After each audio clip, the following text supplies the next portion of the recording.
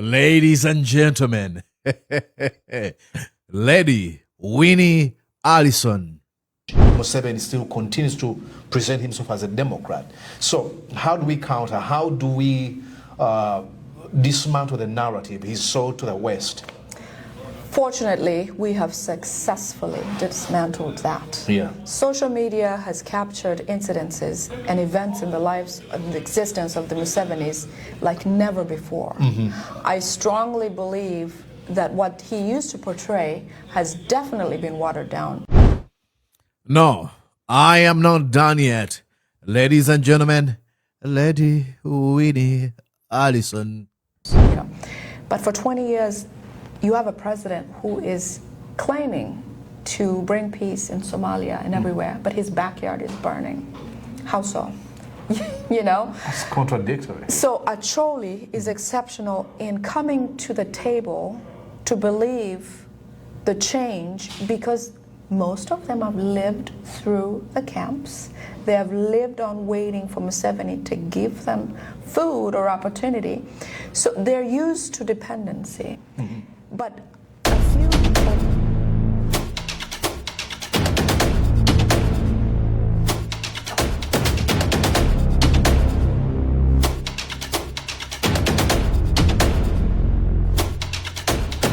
Oh yes, ladies and gentlemen, more of Lady Winnie Allison. I've seen you've posted on your social media about, is it the dynasty for how many years? 100 years? Yes. Do you see this expanding beyond Museveni and Mohozi? I don't see it as going to happen, but I know that they have a platform. They have a template, actually, that they will operate or they plan to operate on. No, we're not done yet. Lady Winnie Allison is cooking. Let her cook. Mohozi has not been tactful. Mohozi has not been raised to just embrace life with all of its, turmoils and things like that. And plus, the only role model he has is his father to learn from. Oh my He God. has no one else to learn from. And his father has been nothing but a psychopath. 100%. Enjoying the pain of others. Oh boy! Ladies and gentlemen,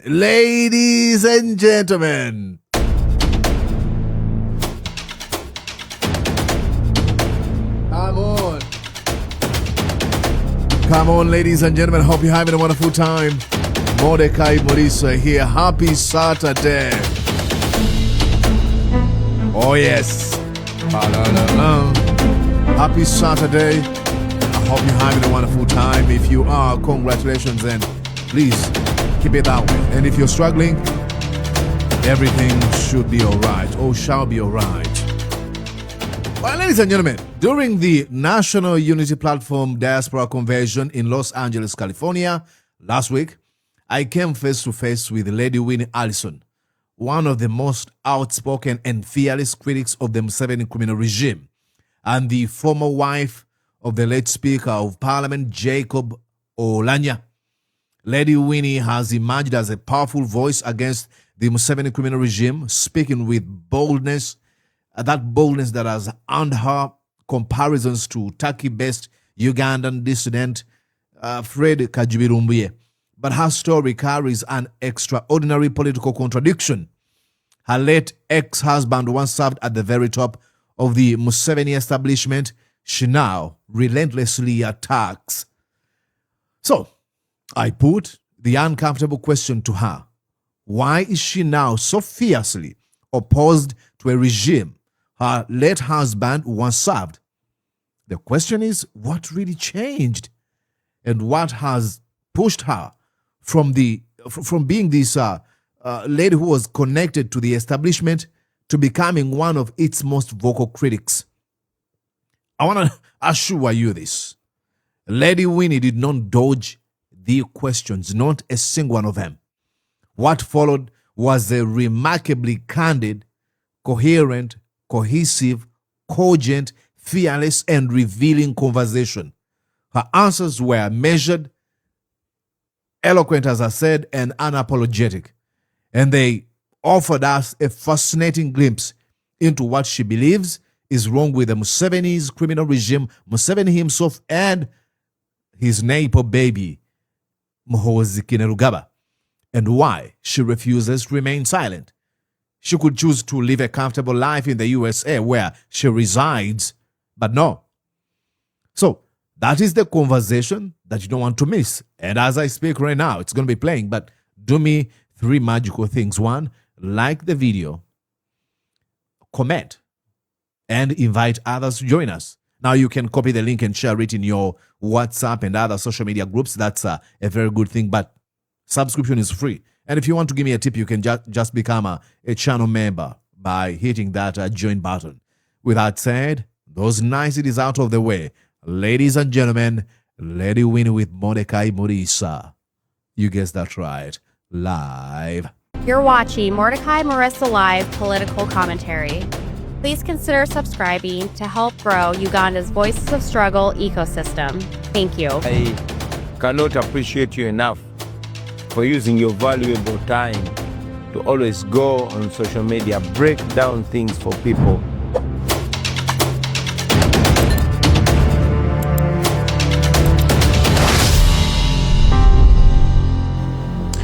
And yes, indeed, broadcasting to you from these United States of the Americas. My name is Mordocai Mulisa, as you might know. Well, guess who I have on the panel tonight, ladies and gentlemen? A person who needs no introduction, at least for me.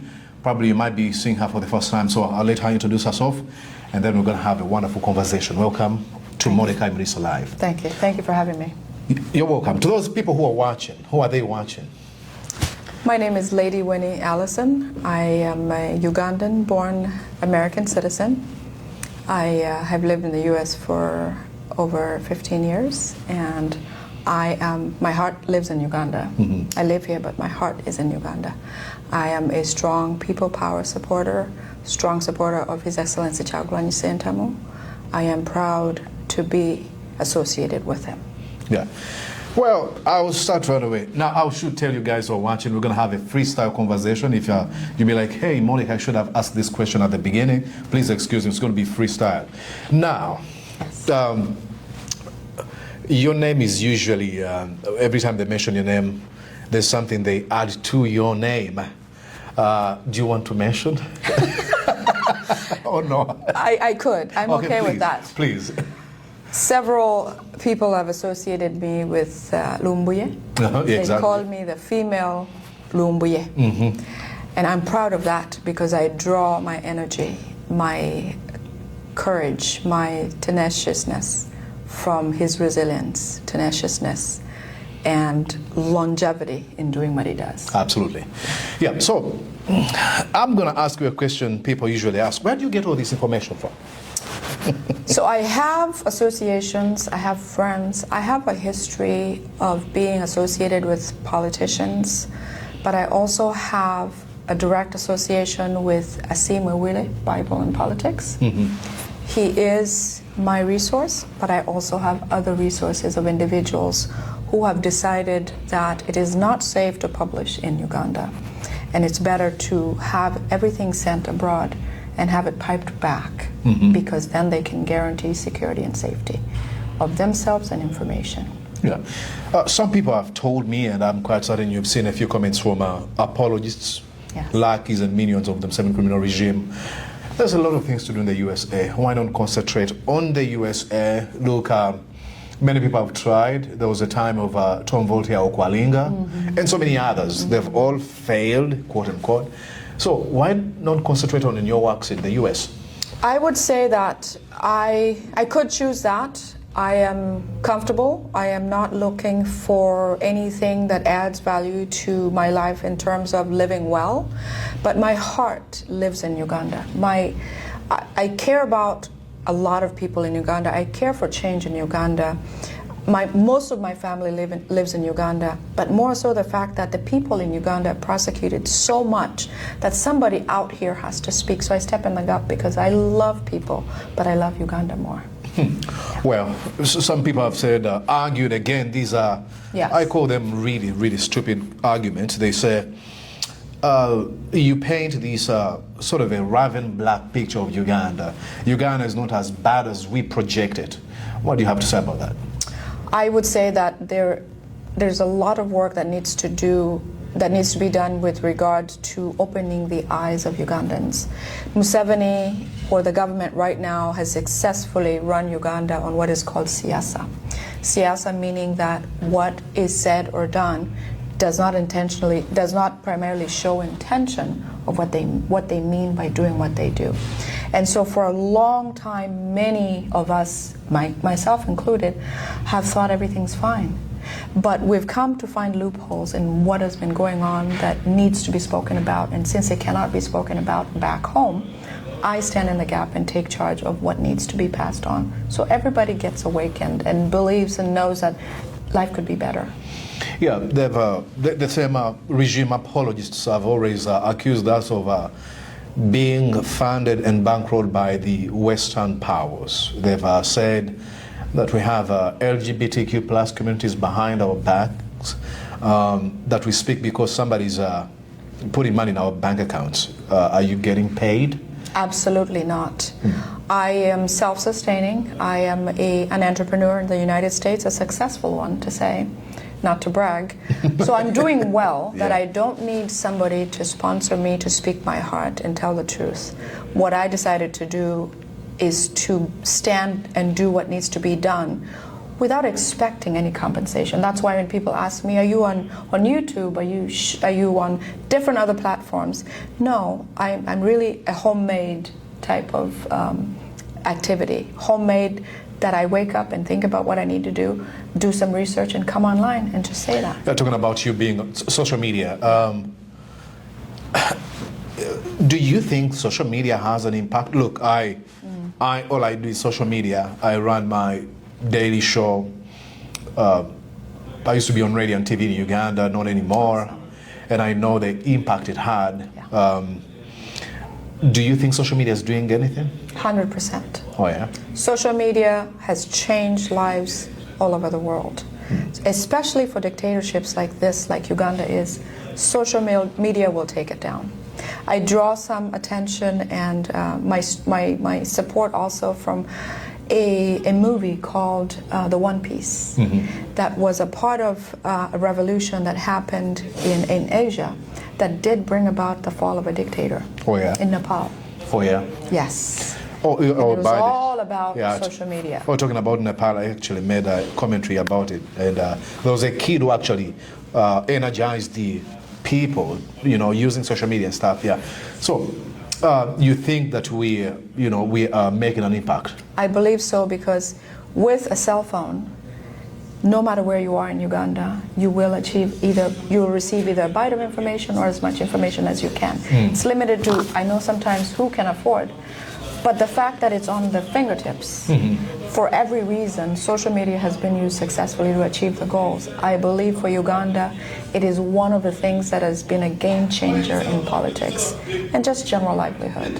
Yeah, but still, the Museveni criminal regime has control over mainstream media. They control the narrative. Look, for all these years Museveni has been in power, he's been able to paint this image to the West of him being a liberal Democrat. I remember, I don't remember, but I read about, I was a kid then, when President Bill Clinton referred to Museveni and the likes of Meles Zenawi, Paul Kagame as the new breed of African leaders. And they looked at him as a Democrat, and many of them have maintained that image. Museveni still continues to present himself as a Democrat. So how do we counter, how do we dismantle the narrative he's sold to the West? Fortunately, we have successfully dismantled that. Yeah. Social media has captured incidences and events in the lives and the existence of the Musevenis like never before.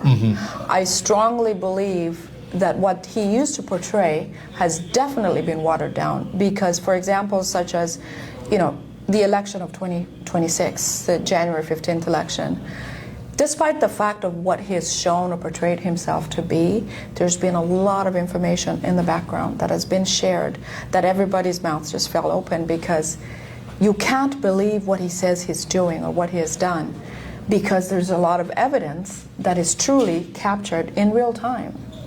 So despite the fact that he controls the main media, which a lot of people have shifted away from, a lot of Ugandans do not focus on the medias that are national in Uganda.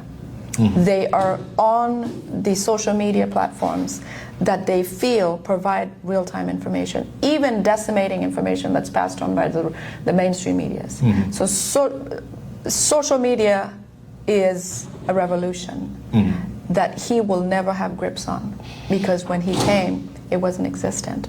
And for so long we lived without it, and we never discovered who he was. But now the whole world knows who he is because of social media. Yeah. So what message do you have for a kid in Chegegwa, in Kapelbong, in Bushenyi, where he come from, who has a iPhone of 20,000 shillings and has got a Facebook page? How can you encourage them to use their social media to send out their messages? I would say... And how long have you been on social media? I'm sorry. So I've been personally on social media for private, family-ish reasons or whatever, maybe 20 years now. But I've only become public with my social media to share such on a larger platform maybe 2 years now. You're kidding me. Actually... Wow. Actually, in 2018, when His Excellency got into that Arua incident, that's when I came on to support the opposition in Uganda. Kyagulanyi Ssentamu was my eye-opener of what was going on in the country. Before that, I was wrongly guided, obviously by public media that they have, on what the issues are. And I believe that the Museveni government was doing what they could, or the best that they could. But with Kyagulanyi Ssentamu's treatment in 2018 in Arua, everything changed for me. So to the kid out there, I say, use whatever you have, do what you can, whatever you are, to get that word out. We are here. We're a community that is undivided. You really can't say social media is about these people, those people. Everybody receives information. So get your word out, get the information out, because you never know where it lands. And that's the beauty of social media. We've done videos that have ended up in the right hands, and they've made decisions on whether to support Museveni or not, based on what they have on hand. Right. You come from northern Uganda, you mentioned.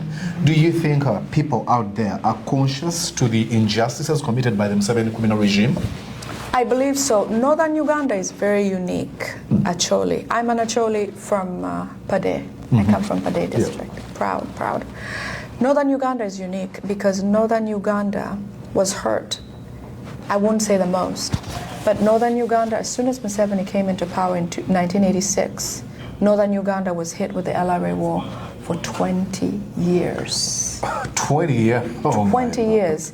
And that's one of the reasons why I wonder why the Western world, well, it's okay. I guess the siyasa and all of that, But for 20 years, you have a president who is claiming to bring peace in Somalia and everywhere, but his backyard is burning. How so?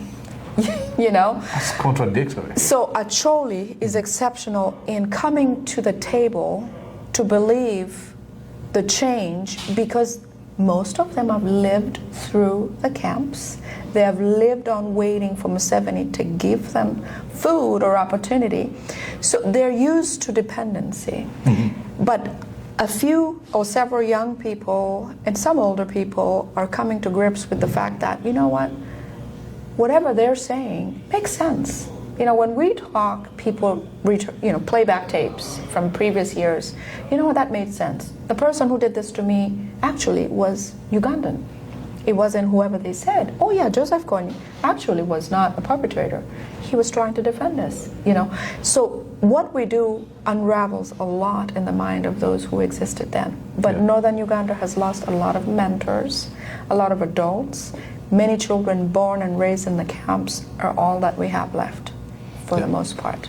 Talking about Northern Uganda, let me mention a name and you let me know what you think about him. Yeah. Norbert Mao.